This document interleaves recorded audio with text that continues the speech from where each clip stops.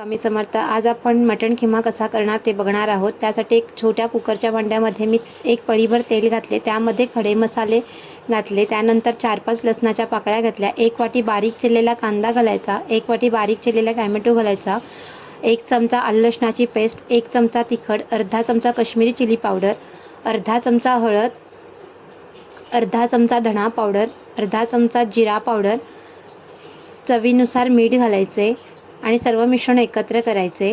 त्यामध्ये 2 चमचे वाटलेले वाटण घालायचे. मिश्रण एकत्र करून झाल्यानंतर त्यामध्ये हा मटण खिमा मिक्स करून घ्यायचा. खिमा व्यवस्थित मिक्स झाल्यानंतर त्यामध्ये 2 पेले गरम पाणी घालायचे. थोडीशी कोथिंबीर घालून कुकरचे झाकण बंद करून कुकरला 5 ते 6 शिट्या काढून घ्यायच्या. बघा आपला गरम गरम आणि कमी वेळेत असा मटण खिमा तयार झालेला आहे. त्याच्यावरती थोडीशी कोथिंबीर घालून घ्यायची.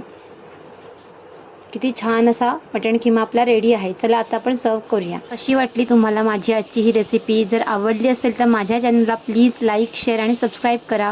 पुन्हा भेटूया अशाच एक नवीन रेसिपीसोबत. धन्यवाद.